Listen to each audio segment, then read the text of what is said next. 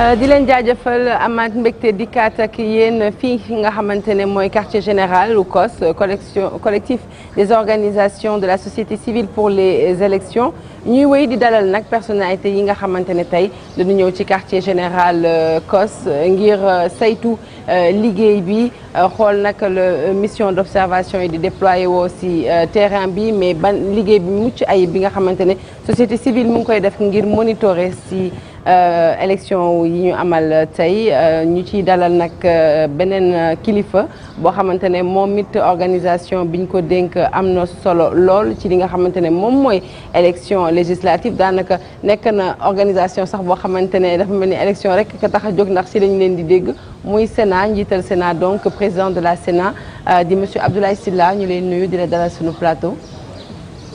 ñu ngi leen di fay di leen sant ci invitation bi. micro bi. ñu ngi leen di fay. di leen sant ci invitation bi. di leen wax ni COS partenaire u Sénat la. donc ça yu nu jógee ñoom suñu ci woowee ñun dañuy sawar di ci tontu. di ñëw.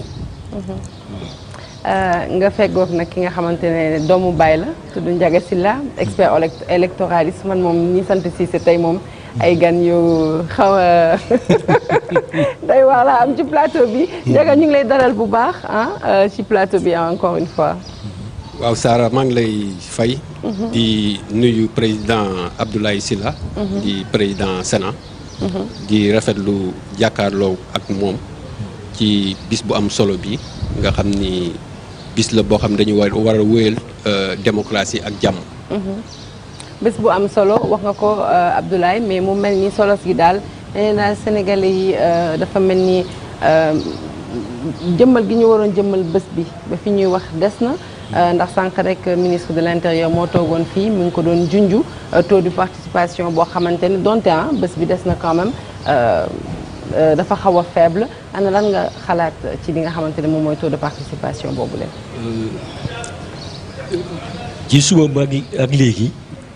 dem naa Tëngéej dem Kër Massar dem Géejawaay dem Pikine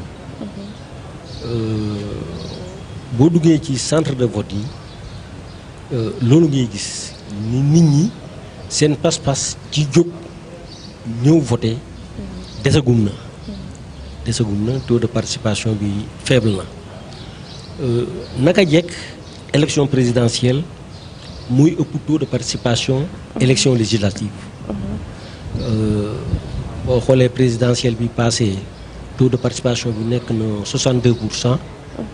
alors que législative yi mujjee taux de participation bi eggul woon sax 50%. mais bii moom da cee raw.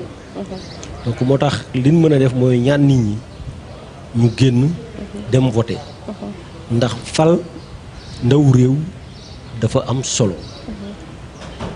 gouvernement mooy exécuter loi mais ndaw réew mooy voter loi biy tënk gouvernement bi ndaw réew moom mooy voter loi biy permettre gouvernement mu exécuter politique am muy ci lu jëm ci njàng mi lu jëm ci wérgu yaram lu jëm ci dëkkuwaay yi donc ndaw réew dafa am solo ndaw réew mooy jox sax gouvernement ay moyens maanaam koppar yi nga xam ni moom la gouvernement bi di liggéeyee ndaw réew moo koy jox donc di ñaan nit ñi ñu jóg ñëw voter ci jàmm dellu ci jàmm. de manière globale monsieur le président ban point nga ñu mën a defal ci situation bi ci subaak léegi. ci subaak léegi ci fi ñu dem yëpp gis na ni nit ñi ñu ngi voter ci jàmm te loolu am na solo gis na ni nit ñi ñu ngi voter ci jàmm. bariwunu mais ñu ngi voté ci jàmm laajte nañ ci bureau de vote yi ndax yëf yi ñu ngi dox ni ko code électoral waxee. ndax bureau yi ubbi nañu 8 heures.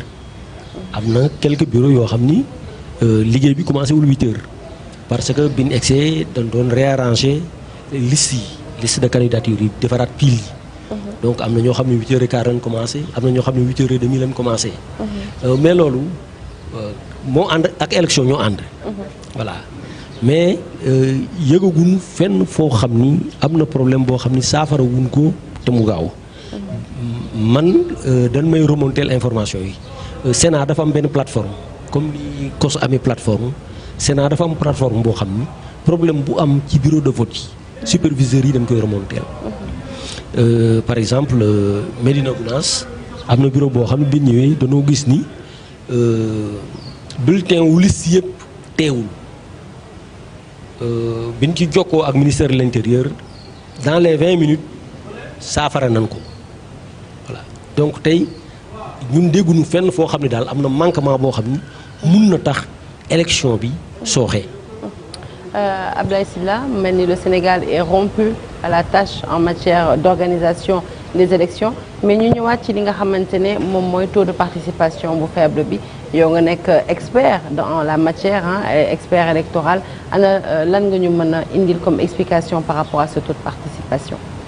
waaw je pense que ni ko président Abdoulaye Sylla waxee léegi bu ñuy xool ci histoire du Sénégal di comparer type d'élection yi élection présidentielle mooy gën a mobiliser nit ñi te loolu du Sénégal kese daanaka dëkku Afrique yëpp la.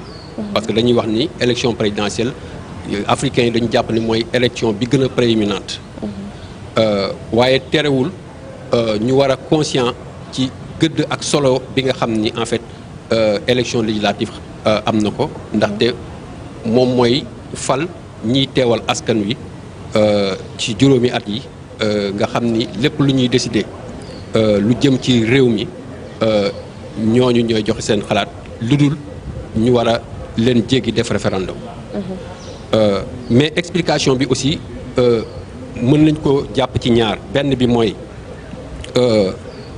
le fait que ñu jóge ci ay élections bu ngeen gisee élection bi ñu génn ak donte relevé nañ défi de l'organisation et de la préparation.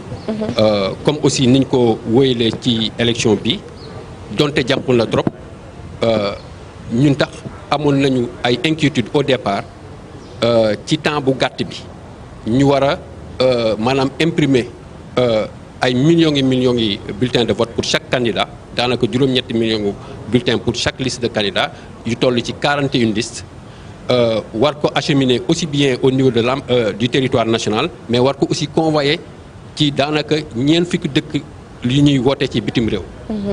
Mais tey sant nañu yàlla parce que loolu administration matal na ko comme ni mu ko daan defee. Le défi aussi de l'organisation du scrutin tey bi ñu observé le matin gis nañ ni loolu aussi daanaka matal nañ ko. xëy na remarqué nag nañu tey bureau yoo xam ni daanaka genn wàllu bureau de vote yi. ci li ñu recensé ñoom ñoo démarré à l'heure. dafay nekk une bonne transition justement pour wax ne waa Sénat ñu ngi def seen liggéey bànqaas yi nga xam ne ñooy organiser élection yi yëpp ñu ngi def seen liggéey waaye waa société civile tamit ñu ngi def li nga xamante ne mooy liggéey bu am solo ci monitoring bu élection boobu parce que justement seen premier rapport génn na premier rapport COS ñeel li nga xamante ne moom mooy organisation du vote ci subaak léegi ma bàyyi la nga xuus ci boobu les rapports. justement ci rapport bi nga xam ni jëlee nañ ko ci données yi nga xam ni junni ak téeméeri observateur yi ñu déployé ci biir réew mi indi nañ ko mooy que gis nañ ni genn wàllu bureau yi démarré na à l'heure. waaye bi ñu demee ba 10 heures daanaka téeméeri bureau boo jël juróom-ñeent fukk yi démarré nañ.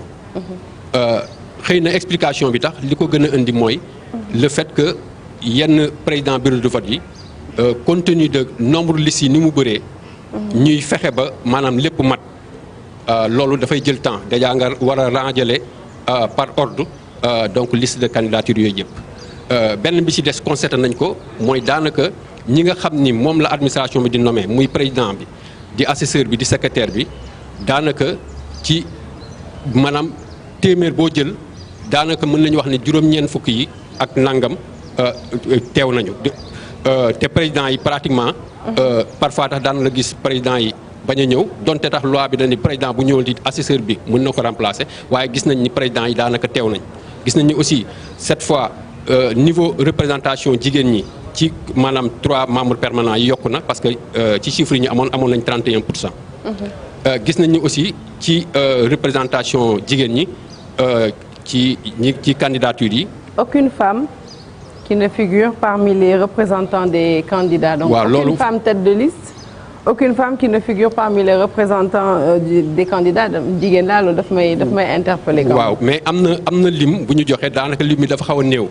ci ñi représenté candidats yi mais c'est à l'image justement de le fait que jigéen ñi ci 41 listes yi loolu c'est regrettable. Mais loolu moo tax d'ailleurs boo xam ne y a la parité je veux dire à l'Assemblée nationale. waaw parce que parité bi dañ ko garantir sur les listes. ndaxte liste boo xam ni respecté woo parité dañ koy rejeter. kon ñoom respecté nañu parité bi mais élection bi aussi dafa doon élection boo xam ni dafa am liste proportionnelle am liste départementale naam benn jigéen nekkul tête de liste nationale. waaye am na ci département yu bëri yoo xam ne aussi ay jigéen ñoo ko jiite loolu moo tax d'ailleurs à l'issue de la mission bi nga xam ni COSC da koy def comme ni ñu ko daan defee dinañ def ay recommandations foofu tax am na recommandation bu ñu xalaat pour wax ni que il faut ñu jëm ci li ñuy wax maanaam parité horizontale. et loolu fi muy gën a appliqué woo tax mooy élection locale nga xam ni foofu ñaari liste lay am. nga ñu ni su góor jiitee bi faawu kon jigéen mooy jiite beneen. je pense que loolu processus la bon gis nañ ni aussi. que ci maanaam bureau de vote yi nga xam ne supervisé nañ leen daanaka téeméeri bureau boo jël juróom-ñeent fukki yi ak juróom-ñeent yëpp am na représentant donc contrôleur lu Sénat muy wane ni kon donc Sénat maanaam prérogative yi nga xam ne jox nañ leen ko en matière de contrôle de la régularité du scrutin ñoo ngi koy doxal. même pourcentage boobu la ñu am aussi mooy gis nañ ni sur le plan de la sécurisation en fait donc des lieux de vote.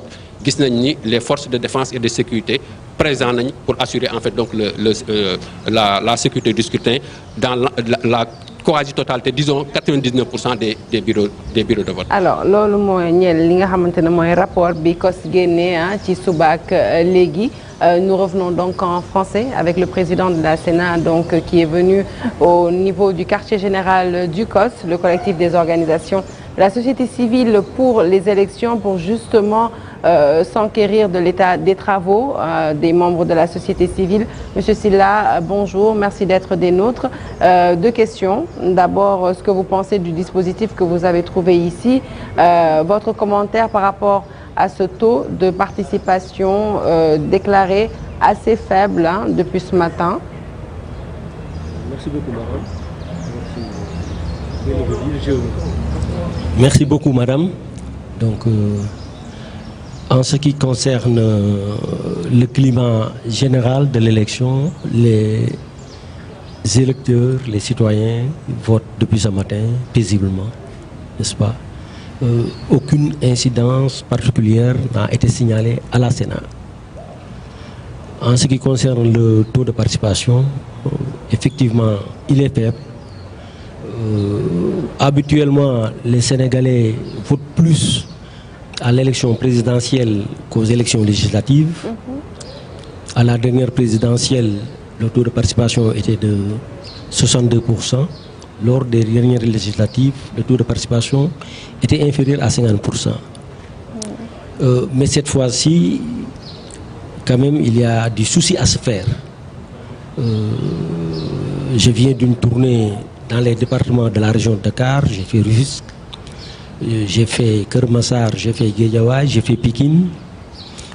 L'affluence n'est pas terrible. Et à midi, ce n'est pas des statistiques, puisque pour faire des statistiques, il faut une technique particulière. Mais les informations que j'ai déjà sur Dakar, à chaque fois, je demande le nombre de suffrages, d'électeurs qui ont voté par rapport au nombre d'électeurs inscrits dans le bureau. Je suis à peu près à Dakar, à 20%, à midi, à 20% dans les bureaux dans lesquels moi j'ai été. Voilà. D'habitude, à cette heure-ci, quand même, on devrait être à près du double. Si c'était par exemple les présidentielles, à midi, on était presque vers 40%. Est-ce que vous voyez un peu? Donc je crois que les citoyens sénégalais doivent sortir, les électeurs, s'exprimer à travers le vote. Parce qu'il est important. Il est important, les élections législatives sont importantes à plusieurs titres. Les députés sont nos représentants. Le gouvernement exécute les lois. mais les lois que le gouvernement exécute sont votées par les députés. Les députés votent le budget, c'est-à-dire ils mettent à la disposition du gouvernement les moyens nécessaires pour exécuter les politiques publiques. Et plusieurs de ces politiques publiques, d'ailleurs, relèvent de la loi. Et ce sont les députés qui votent les lois portant définition, exécution d'une politique publique. Oui, absolument. Voilà, donc c'est important, il faudrait qu'ils se mobilisent, qu'ils sortent et qu'ils s'expriment. La Sénat, en ce qui le concerne, comme je l'ai dit, veut faire savoir à tous les électeurs que le dispositif de contrôle, il est robuste. Nous avons 15 633 bureaux de vote. Pour le contrôle, la Sénat a déployé plus de 23 000 personnes. La Sénat sera présente au moment du convoyage des procès-verbaux vers les commissions départementales. La Sénat sera présente lors du décompte des votes, le recensement des votes. Donc les résultats qui sortiront des urnes seront en adéquation avec les résultats qui vont être proclamés par les autorités compétentes. Donc sur la transparence et la sincérité des résultats, il n'y aura aucun doute. Il ne reste aux électeurs qu'à se mobiliser et à aller voter. Et à sortir voter. À ces électeurs, on ne cesse de lancer des messages depuis ce matin. Sortez, effectuez votre droit de citoyen dans le calme, la sérénité. Ndiaga Sylla, expert électoraliste qu'on nous présente